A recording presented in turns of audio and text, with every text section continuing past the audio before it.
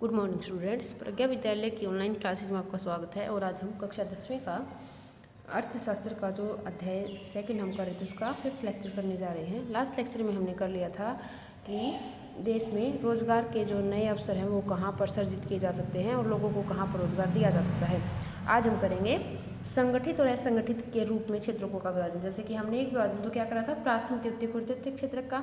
आज हम नियोजन के आधार पर अगर देखें तो भारत में जो क्षेत्र है उनको दो वर्गों में बांटा गया, संगठित और असंगठित। इसी को हम करेंगे आज। देखिए अब उनके काम करने की जो शर्तें वो क्या हैं ये भी हम इसी के अंदर पढ़ेंगे, और क्या कोई नियम और विनियम है जिनका उनको पालन करना पड़ता है। ये सारी चीज़ें हम इस टॉपिक के अंदर डिस्कस जैसे करेंगे। तो देखिए पहले हम एग्जाम्पल जो लेते हैं उसमें हम दो स्टोरी लेके चलते हैं। कांता और कमल की जो कहानी है वो मैं आपको बताऊंगी एग्जाम्पल के तौर पर। कांता एक कार्यालय में काम करती है। वह सुबह 9:30 से शाम 5:30 बजे तक काम करती है। नियमित रूप से प्रत्येक माह के अंत में उसे वेतन मिलता है। वेतन के अतिरिक्त सरकारी नियमों के तहत भविष्य निधि भी प्राप्त करती है। उसे चिकित्सा और अन्य भत्ते भी मिलते हैं। रविवार को अवकाश रहता है, इस दिन का वेतन भी मिलता है, यानी कि सवेतन अवकाश ही होता है। जब उसने नौकरी आरंभ की तब उसे एक नियुक्ति पत्र दिया गया था जिसमें नौकरी संबंधी निबंधन और शर्तों का उल्लेख किया गया था। यानी कि एक प्रकार से कहें तो कांता की जो जॉब है वो बिल्कुल फिक्स है, वेतन है वो अच्छी प्रकार से उसको मिलता है, नियमित रूप से मिलता है, छुट्टियां भी जैसे उसको दी जाती हैं, स्वास्थ्य सुविधाएं भी दी जाती हैं। तो यार ये सारी फैसिलिटीज उसको मिलती हैं। रिटायरमेंट के समय जैसे उसको जो भविष्य निधि जो उसका जमा होता है, जो रिटायरमेंट के समय पैसा, वो भी उसको जैसे मिलता है। अब देखिए जो कमल है वो क्या करते हैं। कमल कांता का पड़ोसी और वह नज़दीक के किराना दुकान में दैनिक मजदूरी करने वाला श्रमिक है। वह सुबह 7:30 बजे दुकान पर जाता है और शाम 8 बजे तक काम करता है। उसे अपनी मजदूरी के अतिरिक्त कोई भत्ता नहीं मिलता है। जिस दिन वह काम नहीं करता उस दिन मजदूरी भी नहीं मिलती है। उसे कोई छुट्टी या सवेतन अवकाश नहीं मिलता है। उसे कोई औपचारिक पत्र नहीं मिला था। जब उसकी नौकरी लगी तब क्या, कोई औपचारिक पत्र भी नहीं मिला था। उसका नियोक्ता किसी भी समय काम से हटने के लिए उसे कह सकता है, यानी कि इसकी नौकरी क्या है, फिक्स नहीं है, कभी भी हट सकता है। ना मजदूरी फिक्स है, ना उसको कोई छुट्टी मिलती है, ना उसको अतिरिक्त कोई सुविधा जैसे दी जाती है। तो अब देखें इन दोनों को हम किस वर्ग में लेते हैं। जो कांता है उसको हम संगठित क्षेत्र में लेंगे और जो कमल है उनको हम असंगठित क्षेत्र में। कांता को देख, संगठित क्षेत्र क्या होता है, कांता संगठित क्षेत्र में काम करते हैं। संगठित क्षेत्र में वे उद्यम अथवा कार्यस्थल है जहाँ रोजगार की अवधि नियमित होती है और इसलिए लोगों के पास सुनिश्चित काम होता है, यानी कि एक प्रकार से इनका रोजगार फिक्स होता है, इनको हटाने वाला जैसे कोई नहीं होता है। इसके बाद देखिए वे क्षेत्रक, अब आप डेफिनेशन देख लीजिए, आपका एक क्वेश्चन भी रहेगा, क्वेश्चन नंबर 6 के संगठित क्षेत्र क्या होते हैं। वे क्षेत्रक सरकार द्वारा पंजीकृत होते हैं और उन्हें सरकारी नियमों और विनियमों का अनुपालन करना होता है। इन नियमों और विनियमों का अनेक विधियों जैसे कारखाना अधिनियम, न्यूनतम मजदूरी अधिनियम, सेवानुदान अधिनियम, दुकान एवं प्रतिष्ठान अधिनियम में उल्लेख भी किया गया है। यानी कि जो संगठित क्षेत्र है उसमें सारे नियम बने होते हैं जो सरकार के द्वारा जारी किए जाते हैं और उन सबका पालन भी करना होता है। इसके बाद देखिए इस संगठित क्षेत्र कहते हैं इनकी औपचारिक प्रक्रिया और कार्य विधि होती है। औपचारिक रूप से इनको लगाया जाता है, हटाया जाता है। इसी प्रकार अपनी मर्जी से इनको कोई भी जैसे हटा और लगा नहीं सकता है, पूरा सिस्टमेटिक ढंग से जैसे इनको लगाया जाता है। कुछ लोग किसी के द्वारा नियोजित नहीं होते बल्कि वे स्वयं काम कर सकते हैं, परंतु वे भी अपने को सरकार के समक्ष पंजीकृत करते हैं। अब जैसे कि मैं अगर सीधा कहूँ कि गवर्नमेंट जॉब जितनी होती है वो ज़्यादातर संगठित क्षेत्र होते हैं, लेकिन कई बार क्या होती है निजी नौकरियां भी क्या होती है, संगठित हो जाती हैं, लेकिन इन्हें जो सरकार उसके समक्ष अपना पंजीकरण जरूर करवाना पड़ता है, तब ये किस में आ जाती हैं, संगठित क्षेत्र में आ जाती हैं। यानी कि जो रोजगार सुरक्षित होता है, जिसमें सब कुछ नियम कानून के अनुसार चलता है, तो उसको हम संगठित क्षेत्र कहते हैं। अब देखिए संगठित क्षेत्र के जो श्रमिक हैं उनको क्या क्या लाभ है। संगठित क्षेत्र के कर्मचारियों को रोजगार सुरक्षा के लाभ मिलते हैं। उनसे एक निश्चित समय तक काम करने की आशा की जाती है। यदि ये अधिक काम करते हैं तो नियोक्ता द्वारा अतिरिक्त वेतन भी दिया जाता है, यानी कि ओवर टाइम अगर ये करते हैं अपने काम के समय तो इनको नियुक्त करने वाला इनको अतिरिक्त पैसा भी जैसे देता है।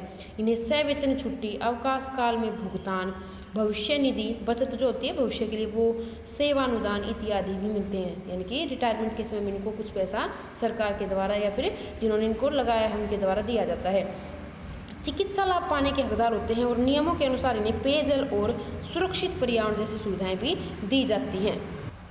और लास्ट है, जब ये सेवानिवृत्त होते हैं तो पेंशन भी इनको प्राप्त होती है, यानी कितनी सारी फैसिलिटीज इनको मिलती है। सुरक्षा है, निश्चित काम इनका है, कोई हटा नहीं सकता है, छुट्टी भी मिलती है, सवेतन छुट्टियां भी जैसे इनकी होती हैं, तो ये सब इनको मिलता है। इसके बाद देखिए असंगठित क्षेत्र जिसमें कमल काम करता है। कमल असंगठित क्षेत्र में काम करता है। असंगठित क्षेत्र छोटी छोटी और बिक्री इकाइयों जो अधिकांश सरकारी नियंत्रण से बाहर होते हैं से निर्मित होता है। असंगठित क्षेत्र में क्या आता है, सरकारी नियंत्रण से एक तो बाहर होते हैं और इसमें छोटी छोटी इकाइयाँ होती हैं। इस क्षेत्र में नियम और विनियमित होते हैं लेकिन इनका अनुपालन नहीं किया जाता है। अब इसकी कुछ हानियाँ हैं, कमियाँ हैं। देखें, ये लोग कम वेतन प्राप्त करते हैं और नियमित रोजगार नहीं है। यहाँ अतिरिक्त समय में काम करने, सवेतन छुट्टी, अवकाश, बीमारी के कारण छुट्टी इत्यादि का प्रावधान बिल्कुल भी नहीं है। रोजगार सुरक्षित भी नहीं है इनका।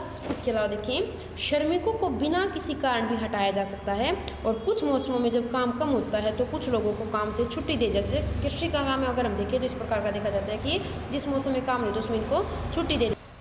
इस क्षेत्र में काफ़ी संख्या में लोग अपने अपने छोटे कार्यों में, जैसे सड़कों पर विक्रय अथवा मरम्मत कार्य में स्वतः नियोजित हैं। इसी प्रकार किसान खेतों में काम करते हैं और जरूरत पड़ने पर मजदूरी पर श्रमिकों को लगाते भी हैं। तो ये क्या थे, असंगठित क्षेत्र के कुछ मैंने दिखाया है कि क्या क्या इसके अंदर हानियाँ। देखें कि जो असंगठित क्षेत्र के श्रमिकों उनको संरक्षण कैसे दिया जाए, किस प्रकार से उनकी सुरक्षा की जा सकती है। देखें, संगठित क्षेत्र में रोजगारों के अवसरों की गति धीमी है। कई बार संगठित क्षेत्र के असंगठित क्षेत्र के रूप में काम करते हैं। वे ऐसी रणनीति कर वचन एवं श्रमिकों को संरक्षण प्रदान करने वाली विधियों के अनुपालन से बचने के लिए अपनाते हैं। अब देखिए, ऊपर तो मैंने असंगठित की बात की, लेकिन अब क्या हो गया, कुछ संगठित क्षेत्र भी ऐसे हो गए हैं जहाँ पर जो उनके कर्मचारी हैं, जो उनके श्रमिक हैं, उनका शोषण किया जाता है, उनको सभी सुविधाएं नहीं दी जाती हैं। तो उनको भी क्या संरक्षण की आवश्यकता होने लगी है। इस कारण से बहुत से श्रमिक असंगठित क्षेत्र में काम करने के लिए विवश हैं जहाँ वेतन बहुत कम है और मजबूरी में जो श्रमिक को क्या करते हैं, संगठित क्षेत्र को छोड़कर असंगठित क्षेत्र में काम करना शुरू कर देते हैं। सन 1990 में यह देखा गया था कि संगठित क्षेत्र के बहुत अधिक श्रमिक अपना रोजगार खोते जा रहे हैं। ये लोग असंगठित क्षेत्र में कम वेतन पर काम करने के लिए विवश हैं। अतः असंगठित क्षेत्र में और अधिक रोजगार की जरूरत के अलावा श्रमिकों को संरक्षण और सहायता की भी आवश्यकता है। यानी कि संगठित में भी लोगों को संरक्षण की आवश्यकता, जैसे अब पढ़ने लगे और संगठित में तो जैसे उनके रोजगार को फिक्स करना और इस प्रकार की सुविधाओं की उनको जैसे जरूरत है। अब देखें कि जो है संगठित क्षेत्र के उसमें कौन लोग लगे हुए हैं। तो पहले देखेंगे ग्रामीण क्षेत्र में, आपको एक क्वेश्चन भी जैसे इसमें से आएगा, ग्रामीण क्षेत्र में असंगठित क्षेत्र में कौन काम करते हैं, और शहरों में भी देखेंगे। तो देखिए, गाँव में, ग्रामीण क्षेत्रों में असंगठित क्षेत्र मुख्यतः भूमिहीन कृषि श्रमिकों, छोटे और सीमांत किसानों, फसल बटाईदारों और कारीगरों से रचित है। कौन कौन आ जाता है, एक तो जिन कृषकों के पास भूमि नहीं है, यानी खेतों में तो काम करते हैं लेकिन उनके पास खुद की भूमि नहीं है, छोटे जो किसान हैं जिनके पास बहुत ही कम भूमि है वो, और जो फसल बटाईदारों और फसल बटाईदार जो होते हैं ना, दूसरे की खेत को बटाई पर लेकर जैसे कि कृषि करते हैं वो, और कारीगर में जैसे कि कोई लोहार का काम करता है, कोई मटके बनाने का काम करता है। तो इस प्रकार के जो कारीगर हैं वो सब आ जाते हैं जो गांव में मिलते हैं। और यह संगठित क्षेत्र में, यानी कि इनका रोजगार सुरक्षित नहीं है। भारत में लगभग 80% ग्रामीण परिवार छोटे और सीमांत किसानों की श्रेणी में आते हैं। इन किसानों को समय से बीज, कृषि उपकरणों, साख, भंडारण सुविधा और विपणन केंद्र की पर्याप्त सुविधा उपलब्ध कराने की जरूरत है। यानी कि गांव में हमने देखा कि कितने लोग ऐसे हैं जो असंगठित क्षेत्र के अंतर्गत काम करते हैं, असंगठित क्षेत्र के अंतर्गत आते हैं। अब देखिए, शहरों में कौन है, शहरी क्षेत्रों में असंगठित क्षेत्र के मुख्यतः लघु उद्योगों के श्रमिकों, निर्माण, व्यापार व परिवहन में कार्यरत आकस्मिक श्रमिकों और सड़कों पर विक्रेता का काम करने वालों, सिर पर बोझा ढोने वाले और श्रमिक जो वस्त्र निर्माण करने वाले वो और कबाड़ उठाने वालों से रचित है। कौन कौन आ जाता है इसमें, जितने भी श्रमिक हैं, चाहे वो किसी प्रकार का श्रम करते हैं, व्यापार से रिलेटेड हैं, कोई निर्माण चल रहा है जैसे कि जो प्लम्बर का काम करते हैं या फिर जो घर निर्माण कार्य करते हैं वो आ जाते हैं। परिवहन में जो प्राइवेट जो जैसे ऑटो रिक्शा चालक है वो आ जाते हैं। सड़कों पर सामान बेचने वाले, रेहड़ी वाले जैसे आपने देखे होंगे वो इसके अंदर आ जाते हैं। बोझा ढोने वाले आ जाते हैं और कबाड़ी जो है वो भी इसके अंतर्गत आ जाते हैं। ये शहरी क्षेत्रों में असंगठित क्षेत्र हैं जिनका भी रोजगार सुरक्षित नहीं है। लघु उद्योगों को भी कच्चे माल की प्राप्ति और उत्पाद के विपणन के लिए सरकारी मदद की आवश्यकता होती है। अब ये भी किस में आ जाते हैं, लघु उद्योग भी इसी में आ जाते हैं, क्योंकि अब दूसरों पर डिपेंड है। मुख्य रूप से तो ये है, लेकिन कुछ लघु उद्योग भी ऐसे हैं जो पूरी तरह से किस पर, सरकारी मदद पर डिपेंड रहते हैं। यह भी देखा गया है कि बहुसंख्यक श्रमिक अनुसूचित जाति, जनजाति और पिछड़ी जातियों के जो असंगठित क्षेत्र में रोजगार करते हैं। और ज्यादातर लोग कौन से हैं, बहुसंख्यक श्रमिक कौन से हैं असंगठित क्षेत्र में, अनुसूचित जाति, जनजाति, पिछड़ी, SC, BC और ST जो कास्ट है ज्यादातर उनमें से पाए जाते हैं। अब इनके साथ देखिए एक और शोषण इनका होता है, ये श्रमिक अनियमित और कम मजदूरी पर काम करने के अलावा सामाजिक भेदभाव के भी शिकार हैं, यानी कि इनको सामाजिक भेदभाव भी सहना पड़ता है। अतः आर्थिक एवं सामाजिक विकास के लिए असंगठित क्षेत्र के श्रमिकों को संरक्षण और सहायता अनिवार्य है। आर्थिक सहायता तो चाहिए, लेकिन जो ये पिछड़े जो वर्ग है इनको सामाजिक विकास भी, इनको सामाजिक जो समानता है वो भी इनको चाहिए। तो इसका भी विकास हमारे देश में करना पड़ेगा असंगठित क्षेत्र में। अब हमने देखा कि जो संगठित क्षेत्र है, क्षेत्र उसमें कौन लोग काम करते हैं, उनको क्या क्या सुविधा मिलती है। संगठित क्षेत्र में हमने देखा अब एक और टॉपिक हमारा बचता है, वो जैसे हम अगले लेक्चर में कर लेंगे। तो आज का होमवर्क देख लीजिए, आपका काफ़ी क्वेश्चन जैसे आज हमारे टॉपिक में से बनेंगे। एनसीईआरटी के क्वेश्चन पहले 5 जो है वो देखें आप। खालिस्तान क्षेत्र के अधिकांश श्रमिकों को रोजगार सुरक्षा प्राप्त होती है। किस श्रमिकों को अधिकांश श्रमिकों को रोजगार सुरक्षा प्राप्त होती है? तो मैंने आपको बताया संगठित में। इसमें आपको ऑप्शन भी जैसे कई बार मिलता है, ऑप्शन भी नहीं मिलता। तो सुरक्षित किसका रोजगार है? संगठित का है, संगठित का तो है, सुरक्षित हमने अभी पर बात की। दूसरा, भारत में खालिस्तान अनुपात में श्रमिक असंगठित क्षेत्र में काम करते हैं, तो बड़े अनुपात में। ऑप्शन जैसे मिला था छोटा और बड़ा, तो बड़े अनुपात में।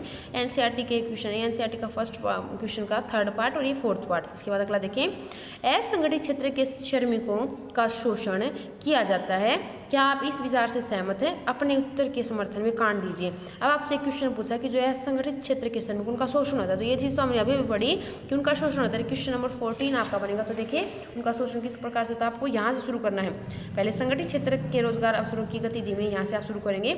और कंप्लीट आपको क्या करना है, यहाँ तक विवश हैं, ये क्या करते हैं, असंगठित क्षेत्र में काम करने, कम वेतन के लिए करने के लिए विवश है। यहाँ तक आप इसको कर लेंगे कंप्लीट, यहाँ तक आपको ये करना है। इसके बाद अगला देखें, अगला क्वेश्चन नंबर 4, संगठित और असंगठित क्षेत्रों में विद्यमान रोजगार की परिस्थितियों की तुलना करें। अब दोनों में तुलना करें, तो इसके लिए ये क्वेश्चन आपका 16 रहेगा एनसीईआरटी का। इसके लिए आप क्या करेंगे, आपको इन दोनों में तुलना करनी है। तो जैसे मैंने आपको संगठित क्षेत्र के तो लाभ बताए थे, ये सभी आप कर लेंगे। एक तरफ संगठित क्षेत्र की जो विशेषताएं हैं वो जैसे आ जाएंगी, और दूसरी तरफ असंगठित में हमने करा था कि इनको वेतन फिक्स है, वो नहीं मिलता, नियमित नहीं, नौकरी कोई छुट्टी मिलती। तो इसकी जो हानियां हमने आपको बताई थी वो आप यहाँ पर कर लेंगे, जो इस क्वेश्चन का आंसर रहेगा। इसके बाद अगला देखें, असंगठित क्षेत्र के श्रमिकों को निम्नलिखित मुद्दों पर संरक्षण की आवश्यकता है। मजदूरी, सुरक्षा और स्वास्थ्य उदाहरण सहित व्याख्या कीजिए। इसका आंसर मैं आपको बता देती हूँ कि जो असंगठित क्षेत्र उसमें हमने देखा कि श्रमिकों का शोषण तो होता है, लेकिन देखिए मजदूरी उनकी क्या है, उसमें उनको संरक्षण चाहिए, सुरक्षा उनको नहीं मिलती किसी प्रकार की, और स्वास्थ्य देखिए आप तीनों में कैसे क्या कर सकते हैं। असंगठित क्षेत्र के श्रमिकों को मजदूरी, सुरक्षा और स्वास्थ्य संबंधी सभी मुद्दों पर संरक्षण की आवश्यकता है, क्योंकि इन्हें सवेतन छुट्टी, अवकाश, बीमारी के कारण छुट्टी इत्यादि का कोई प्रावधान नहीं है। इसमें वेतन भी कम मिलता है। सबसे पहले मजदूरी में कैसे उनको सुरक्षित किया जा सकता है। असंगठित क्षेत्र में मजदूरी न्याय संगत नहीं है, इसमें श्रमिकों को कोई भत्ता नहीं मिलता, इसलिए इन्हें भत्ते का प्रावधान देना चाहिए और सवेतन छुट्टी भी इनको मिलनी चाहिए। सबसे पहले तो क्या होना चाहिए, इनको भत्ता जैसे थोड़ा बहुत इनको सरकार के द्वारा दिलवाना चाहिए। दूसरा, सुरक्षा, श्रमिकों के संरक्षण हेतु असंगठित क्षेत्र में सुरक्षा उपाय किए जाने चाहिए, क्योंकि इन्हें दुर्घटना के समय मृत्यु या घाव खुद ही सहन करने पड़ते हैं। कई बार क्या होता है कि इस क्षेत्र के श्रमिकों की दुर्घटना में जैसे मृत्यु हो जाती है या फिर चोट वगैरह लग जाती है, तो उस समय पर इनको सरकार के द्वारा या फिर जिन्होंने इनको काम पर रखा उनके द्वारा इनको सुविधा देनी चाहिए, इनको सुरक्षा देनी चाहिए। और तीसरा था स्वास्थ्य है। असंगठित क्षेत्र में श्रमिकों को चिकित्सा सुविधाएं भी नहीं मिलती हैं। किसी भी बीमारी के समय इन्हें निजी चिकित्सकों से इलाज करवाना पड़ता है और सारा खर्च खुद ही उठाना पड़ता है। तो इनको क्या होना चाहिए, स्वास्थ्य संबंधी सुविधा भी जैसे इनको देनी चाहिए कि अगर ये बीमार होते हैं तो इनको फ्री में इनका इलाज करवाया जाना चाहिए। इसके बाद अगला प्रश्न देखें, संगठित क्षेत्र क्या होता है। इसके आपको डेफिनेशन लिखनी है जो हमने पीछे की थी, मैंने आपका अंडरलाइन कर रखा, वहीं से आप इसको कर लें। असंगठित क्षेत्र क्या होता है, ग्रामीण क्षेत्रों में असंगठित क्षेत्र के श्रमिक कौन कौन से हैं, और शहरी क्षेत्रों में। ये चारों के चारों क्वेश्चन हमने जैसे करे थे, ग्रामीण क्षेत्र में, शहरी क्षेत्रों में तो मैंने आपको बताए थे। ये वाला जो यहाँ से है अंडरलाइन जैसे किया हुआ है ये है, और ग्रामीण क्षेत्रों में जो असंगठित क्षेत्र में काम करने वाले हैं वो आपकी यहाँ तक बनेगा 3 लाइनें। सीमांत जैसे जो किसान है वो हैं, कृषि श्रमिक हैं, बटाईदार हैं, कारीगर हैं, ये सारे के सारे इसके अंदर आ जाएंगे। तो ये आप आज का आपका होमवर्क रहेगा फेयर नोटबुक का, जो आपको अच्छे से फेयर नोटबुक में करना है, और साथ साथ आपको लेसन भी रीड करना है, और इन क्वेश्चन को आप साथ साथ याद करते हुए भी चलें। Thank you.